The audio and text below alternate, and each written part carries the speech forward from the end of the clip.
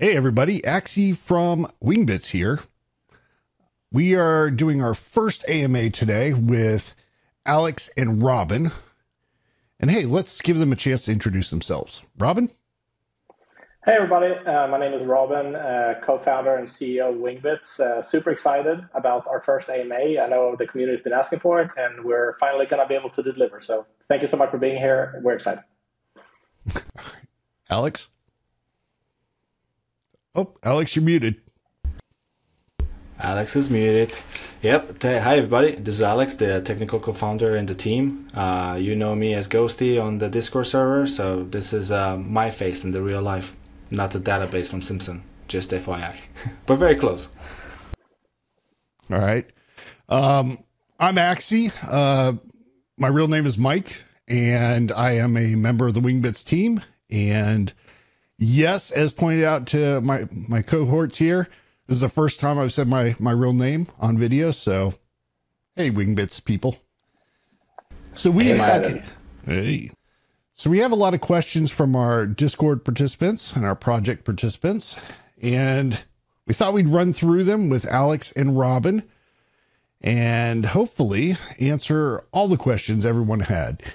If you're interested in participating in the next AMA, when we have it available, we will have a section in Discord for you guys to post your questions, and we will compile them and do the same thing we're doing now. So that will be your opportunity to be part of the next one. So the first question comes from me, actually.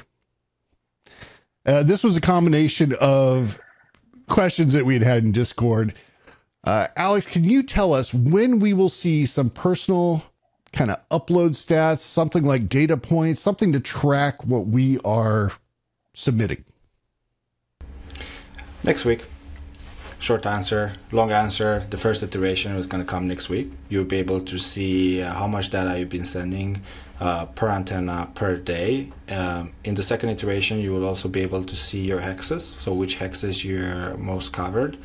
And in the third iteration, which will probably come later, probably next month sometime, the percentage of the data that you sent in a specific hex. So that's part of the reward model that we're still working on. So it will come in as a third iteration. That's great. All right. Next question comes from Matil. We're going to throw it to Robin. Matil's question is, why should one choose Wingbits instead of one of the competitors? He says, for me, it's fun, of course, but on the other hand, if I try to think in an objective way, we're doing the same thing they're already doing. What value are you adding? Well, we're not telling anyone to be completely exclusive, but the whole reason we started Wingbits is really because we believe that people should be rewarded for the value they contribute to a project. And I think that's the main difference between our projects and other projects. We actually reward you based on the contribution in your specific area. So I think that's a big reason why. Fair enough. Fair enough.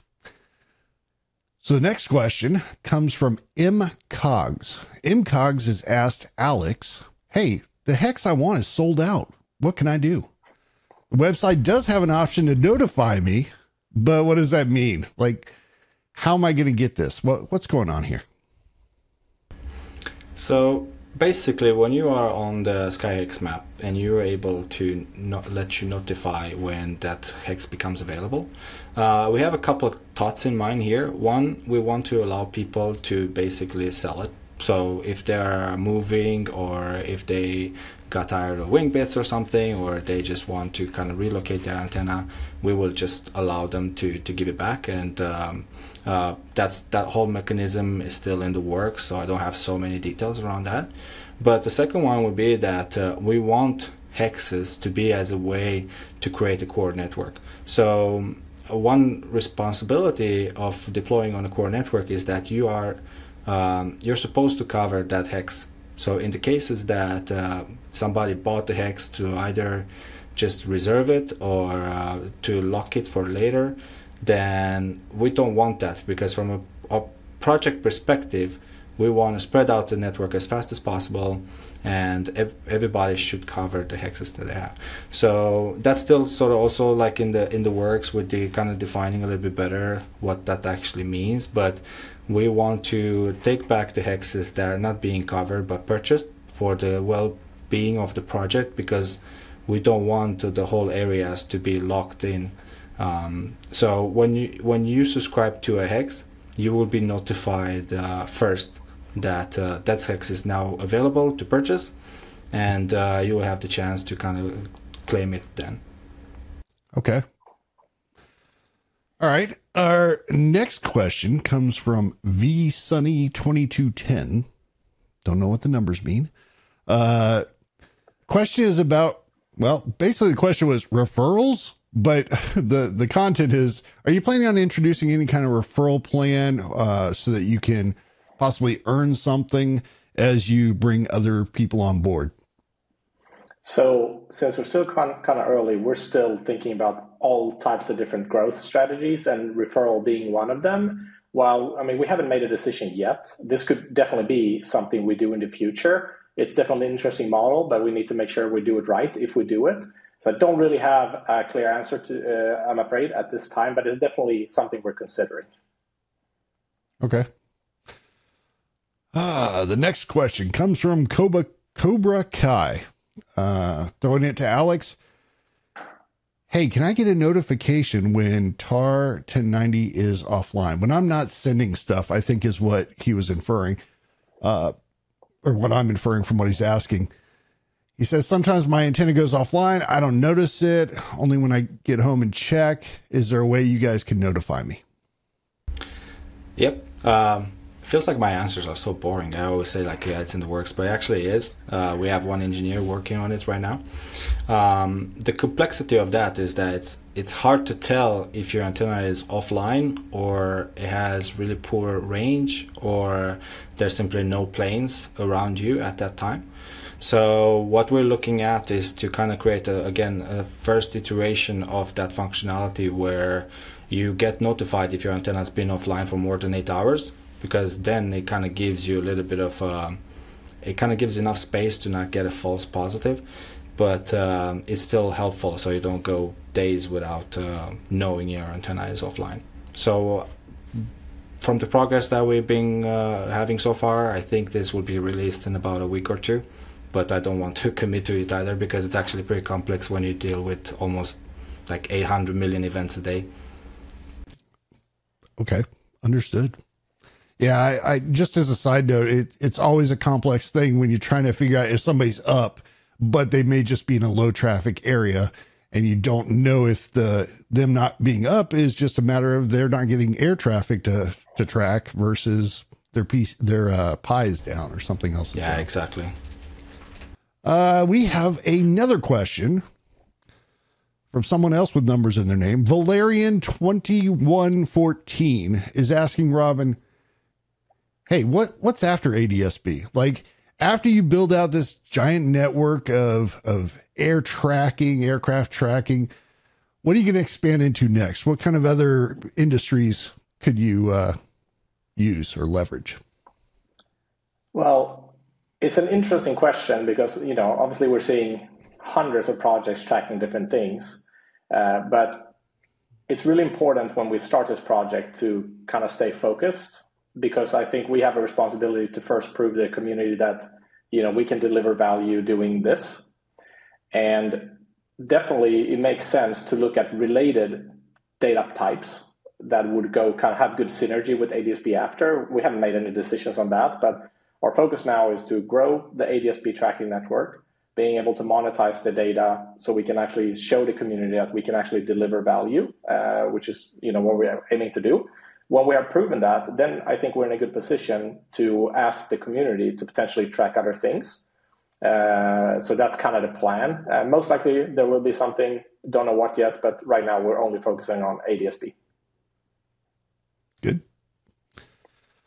All right, on to the next question.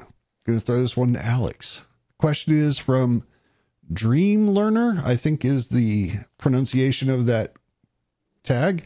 Dream Learner is asking Alex, is there a plug and play device? Are you planning on developing some, is the team project trying to develop some kind of hardware package that you can get out of the box, start it up, does everything. You don't have to run any installs. You don't have to obtain pies, antennas, whatever. Yep. And the answer is yes. Easy peasy. Now we're actually evaluating different types of devices and what we want to achieve from a device. Right now, I think it's important to get less technical people on board. But of course, like Robin said, like here we have the opportunity to create something amazing. So we are looking into that, but we still believers in open hardware. So even if we bring a device, we're still gonna allow people to connect to their own devices. But we do want to make it easier for people who don't know how Raspberry Pi works, how you remote into it. We want to help them get on board as well. So we're looking into it, but we're not a lot of rush in that either. All right. So the next question, we still have a few left. Hopefully I say this name correct. Nitsab is asking, so could you give us an update on the commercial aspects of Wingbits? Has you already concluded any kind of agreements with someone, any kind of data contracts? Could you tell us more? And then it was a big multi-part question, by the way. Is there a commercial advantage to Wingbits compared to others in the sector? Rob. Yeah, I'm going to try to take it one at a time. So I think one thing that's quite unique about the project right now is that we obviously went through this very traditional VC accelerator where we essentially spent the entire time proving to them that there is an actual business case by collecting this data. So we acquired some LOIs, so letters of intents and stuff like that, to prove to them that the market size is big enough, that there are enough customers. So that makes us very certain, obviously, that this data can be monetized. You have these other tracking networks out there monetizing the data pretty heavily. We have not yet concluded we're not getting paid right now by anyone from the data. Obviously, we're working very hard on that. We're having multiple conversations with potential clients. We received very good feedback on milestones that we need to reach in terms of coverage and antennas for them to see interest in buying the data. But really what makes us unique in this space is essentially the deep-in model, because it allows us to, one, have a way more robust network, because we're really, can maximize for coverage and for uptime thanks to how the model works. Because people, you don't want to lose out on rewards by having an antenna offline, and you want to maximize your antenna to earn them more. So that allows us to essentially distribute the network more efficiently and essentially have less antennas, get the same coverage, which means lower latency. And it turns out that's a pretty big selling point for the data buyers. Okay. All right. Our next question, I'm going to throw to Alex. Question is written by Doc Brown. Doc Brown wants to know, will we eventually be able to sell a hex or trade it for another hex, or, in case you move? And I think you mentioned this a little bit before, but in case I move, what can I do with my hex? Yeah, so we want to allow that for obvious reasons, because it makes the network more resilient. It makes it also more fluid. People move, people change jobs, and life situations happen. So we don't want the network to be sort of like stuck in a weird state. So we're definitely gonna allow some sort of movement there. What's unclear is how that will look like. We consider different ways of doing things, like buying back the hex, or return the hex, or simply allow people to sell it on the platform. But each option has pros and cons, and we need to consider taxation, what it means to take money from a user to give it to another user. So we're going to try to find the best solution that allows the network to be fluid, to adapt to the data provider's needs, but at the same time not to put the company and the project in some sort of situation where we need to pay taxes for moving hexes around, because that's like an extremely inefficient way of handling the whole thing. So we're looking into it. We think we have like some ideas for that, but also like just to add, we don't want that to happen too much in the beta, because then we pretty much incentivize people to buy to lock the hexes, and we're going to create the same problem as before. So just for like, you know, expectation management, this is probably something that will be released with the mainnet or very close to the mainnet. Okay. All right. We have kind of a difficult question to answer depending on how you look at it. We have currently, it was asked by the community, and it was a culmination of people asking different questions. So I summarized it the best I could, I think. So short term and long term, what do you view as the difference between the supporter network and the core network? Is there expectations of data quality differences there? Is the cost going to remain the same? I mean, just overall, what is the difference, and how does it play out in the long term? I mean, I think this is such a big question. We can almost make this into more of a discussion between the three of us in a way. But if you look at the initial reason for having the hexes, it is to spread out the network efficiently. So one slight challenge that we're kind of seeing in some instances is that if you have a user that buy a ton of hexes, but there's just not enough antennas to cover 100% of those hexes, if that continues at too large of a scale, it's not really sustainable long term. There needs to be more antennas for, you know, right now maybe there's like one antenna for every 4 hexes or 5. We can actually get the stats on that, and that's really not enough. I know some people are waiting to actually deploy. We really need to get that down to more antennas per hex. And obviously it is in beta. There will be changes, that we're trying to, we got to figure this out over time. Maybe we have to like limit the amount of antennas per hex, or some form of that change. It's a difficult one, but it's clear we need more antennas per hexes. So if people would, the best way to optimize is really 1 antenna per hex. That is really the most optimal way of setting up the network. I know maybe that's not always reasonable, but we need to work towards that.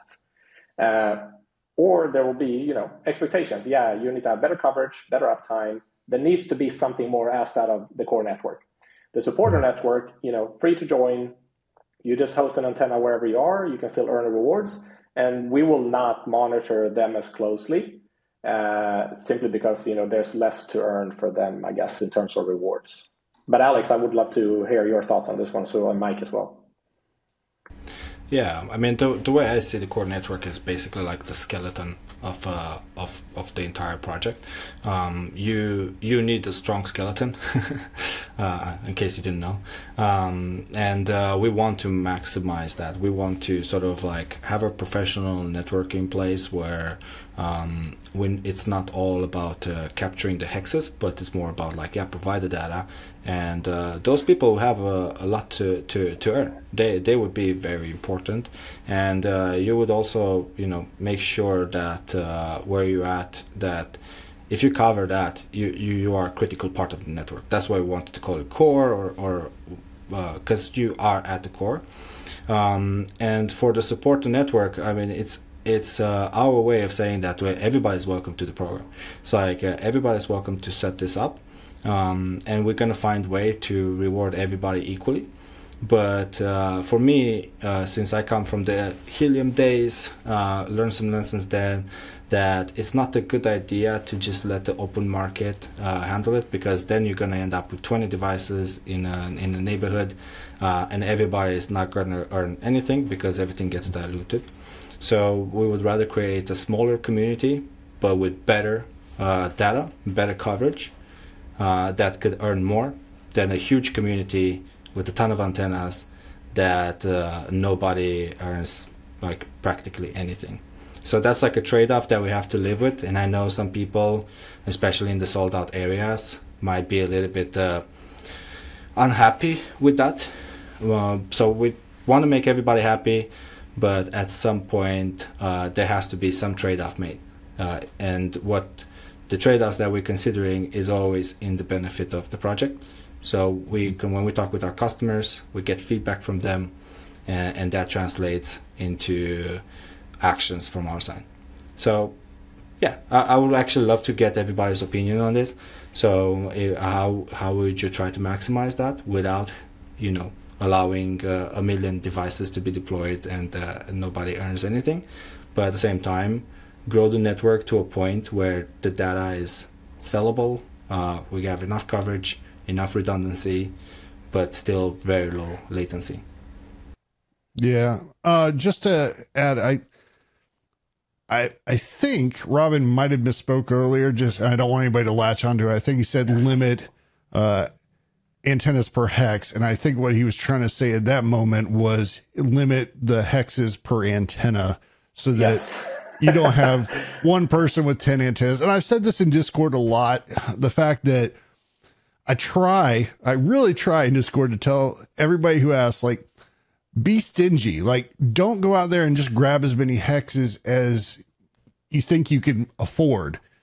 That's not really the right play. Even if you think of it from a logistics standpoint as a participant, if I buy 10 hexes and I'm really only covering 3 of them really well, and other people install locally on those other hexes, they are going to contribute far more data than I am. It's not beneficial for me to extend far beyond into my weak coverage areas. It's more important for me to focus on my main coverage area. That may be, 1, 2, 3 hexes that you're going to do extremely well. All the others, you're going to do some data. I saw 8 planes one day on that hex. That doesn't matter when the guy installs or the girl installs in that hex their own system locally, and they're getting, millions of messages in a month. You're just doing a few. So yeah, this is a discussion that, we could probably spend like half an hour just having a fireside type discussion on this topic, and maybe inviting other people to talk about it too for the community. It's a big deal. I appreciate you correcting Mike. I don't want to come across wrong. So that's absolutely right what Mike said. But again, it would be great to get the feedback from the community on their view, because I think everyone can agree that the project itself has to work long term for everyone that's participating to be happy. So we're definitely open for thoughts here. All right. Well, we must be like the only crypto project that tell people to buy less. I made a joke about that in Discord last night. I'm like, how many projects are telling you don't spend more money? So we'll leave this topic at that. We'll move on, and we obviously have longer and bigger discussions on that stuff in the future, especially in Discord. So, Robin, I have a question from a gentleman named Ryan who would like to know, when can I get a detailed tokenomics article? And is there any plans for a pre-sale? Because this person would like to participate.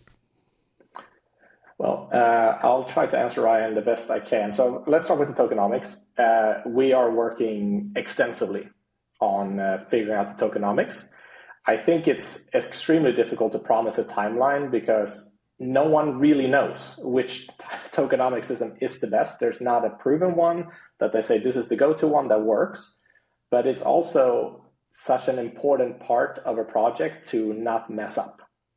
So we're doing everything in our power to make sure that we get something that is sustainable, that can make the last for a long time, that's fair to everybody. And it's very difficult, but we're definitely working hard on it. I can't promise. We just know we don't want to rush it and do it wrong. We'd rather do it right, and it will take a little bit longer. And I don't think anyone can, everyone probably wants it to be a good tokenomics model when it comes out. Regarding the pre-sale, we actually have not, I know we've got some questions. Obviously, it's, super humbling and appreciated that people are excited and want to participate. I can't say yes or no to that one right now. We haven't discussed it much. It's nothing we consider right at this time. Not saying it's never going to happen, but right now I don't have an answer more than that. We can think about it and see if it makes sense.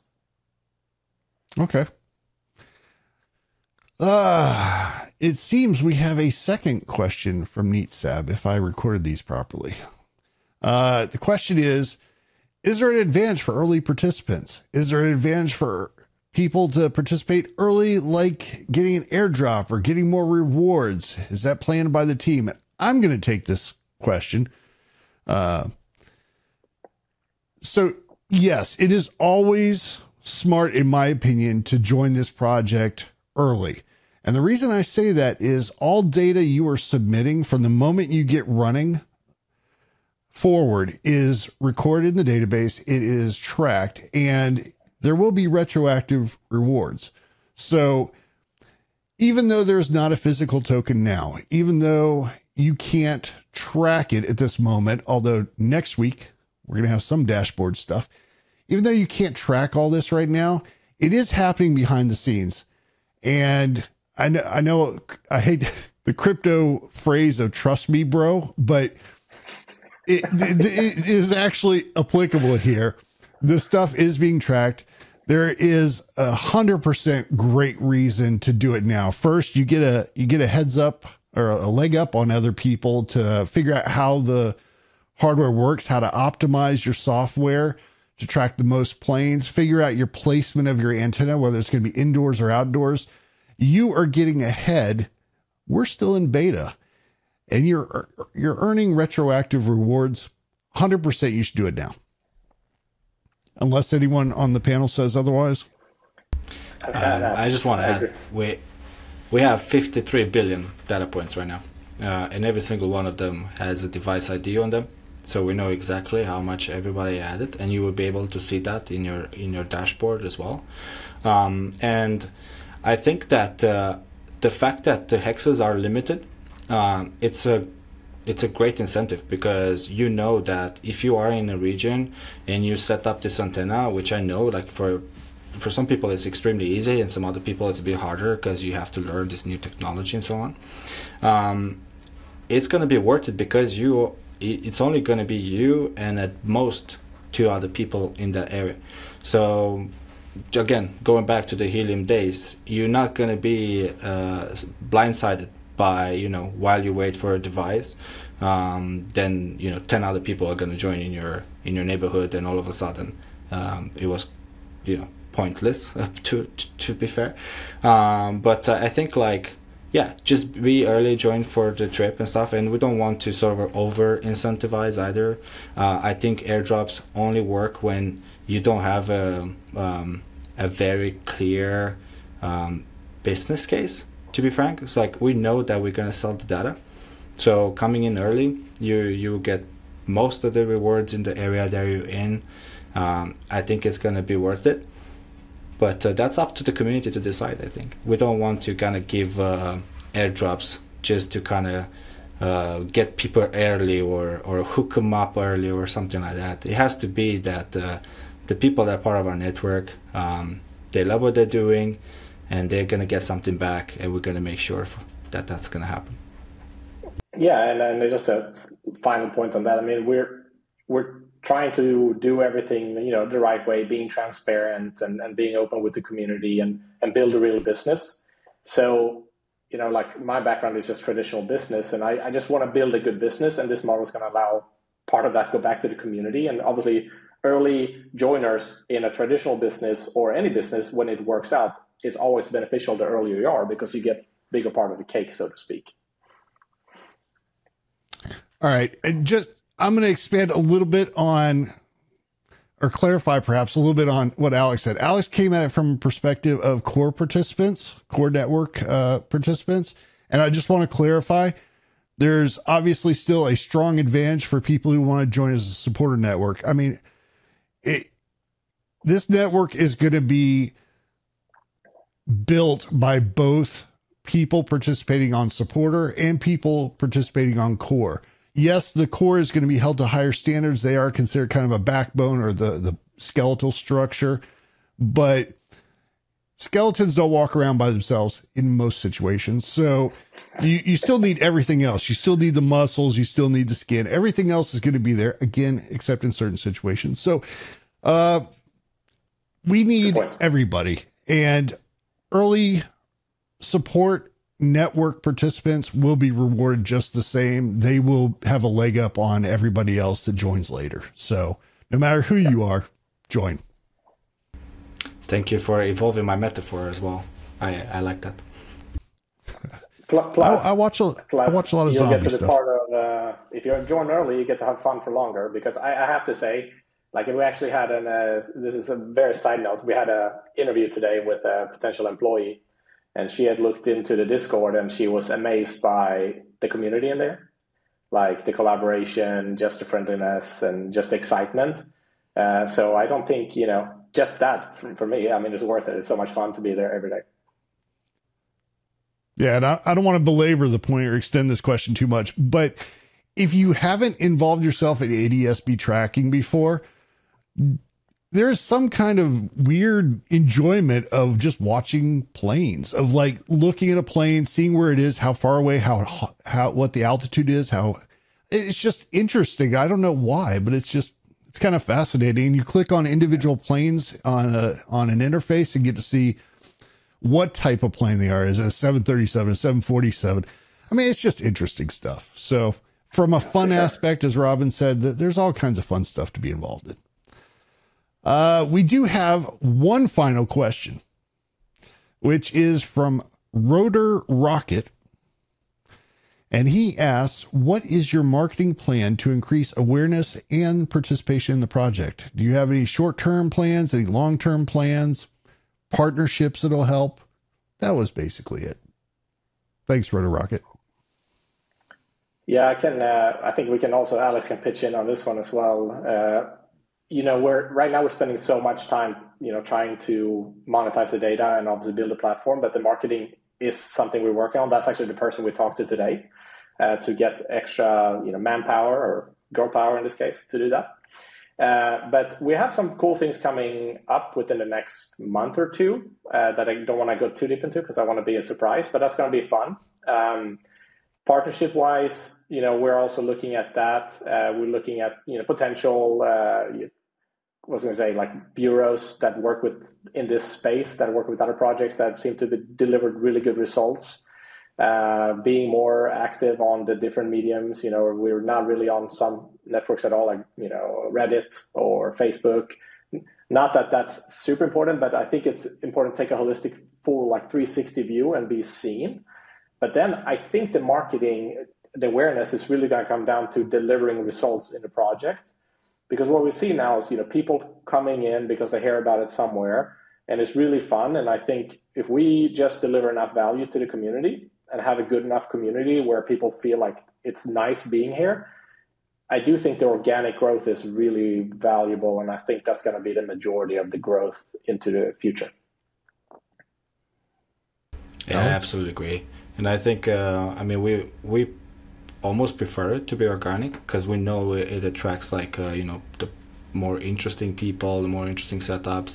And I think that's part of why our community has been growing, but it's actually crazy helpful. Lots of people there that we have to say thanks to. I think it attracts the right people. I think here it sort of depends, right? What we don't want to do is go to some random YouTuber and try to get their community to join with over promises of revenue and so on. We're never going to do that. What we want to do instead is collaborate with every single project out there. We see a lot of partnership possibilities with other projects that will give people the possibility of double mining, triple mining, whatever you want to do with your device. That's still gonna, put you in a better place. You're gonna earn more with your device. You're not gonna be dependent on the success of one or another project, and at the same time expose us to their communities, which attract more people to Wingbits and so. So we want to be pretty we want to stay away from the whole. This is the next thing, earn $500 a day type of promotions, and instead attract the right community. Yeah. All right. Well, that concludes the questions that we had submitted. So I figured it would take a quick chance to maybe mention anything that you thought about during the AMA that you wanted to also add on, or any parting thoughts from Alex? Looks like he's ready right now, so we're going to put him on the spot. Alex. Damn it. I was actually thinking about names, because as soon as I said that before, people think so. I'm really trying not to forget anyone, but I really want to say thanks to Big Maxi, Gristle King, Grumpy Dad, who else? Simon Security, everybody that helped out, newcomers coming in, created guides, created software. I want to say thanks to all of you. I might not remember every single Discord name right now. That's on me. It's also 5:30 here in Sweden, and it's a Friday night. And as I can see around me, it's always night when I'm on these videos. But yeah. Thank you all for being part of an amazing community. It not only creates a better vibe in the Wingbits community, but it actually it helps us sell the data, because there are people who buy this data. They are in our Discord server. So the way you act there, and it's a great sign, and it helps us gain more credibility with our potential customers. So thank you all for being part of that. Thank you for listening to us talking, and we really hope that we're gonna 2024 is gonna be an amazing year. I can promise you that. I don't know. I mean, that was well said. I second everything Alex said. I guess the only other thing I would say is, like, I really appreciate when people add suggestions, because I mean, we're all here kind of trying to go the same way. We all want this project to really succeed, and we don't know everything. So if there's ever anything that the community feel like is not well done within the community, or from our side, if we're missing something, please let us know. I mean, constructive criticism is very well received from our side. Like, I would love to hear it. Post it in a suggestion channel, send a DM. Really appreciate that. So just keep that in mind. Something you don't like, something you like, let us know. That'll be super nice. Man, I don't know what to say to follow any of that.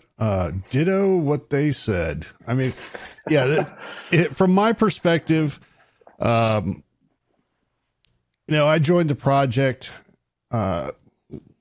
way early, just because I knew Alex indirectly and had interacted with him. And I thought this is a good journey to take. I like the project idea. I think that it's a very solid use case. It's a DPIN that has a market already available, as opposed to one trying to find customers. So I felt like it was a really good project to latch onto, and luckily I was invited to join the team and do whatever I can here. And I'll tell you, a lot of people, you watch a lot of crypto projects, you watch their announcements, and you wonder, like, what are they doing in the downtime? What are they doing when they're not interacting with you? And I can tell you, from a first person perspective, there's a lot going on. I mean, there's so much going on that you don't even realize, and people are working really hard. So when Alex says that there's next week is when stuff's coming, he's really trying to make sure that comes next week. There's people developing things. There's meetings going on about other stuff. There's talks with industry people. There's all kinds of stuff that, from my perspective, as not being an executive officer like these two, the idea is that I see that these guys are working really hard to keep the team going, to work as a real business and not just some project trying to push tokens. It is trying to build a business that can last for decades, if done properly. So I'm proud to be here. I hope, as a participant, you're excited for what's coming up. And thanks, Alex and Robin, for putting aside some time so we could all have this chat and answer some questions. Of course. Thanks, Mike. I really appreciate it. Yeah. All right. Well, with that, I guess we are signing off until that next video. So bye, everybody. Thank you. Bye. Thank you.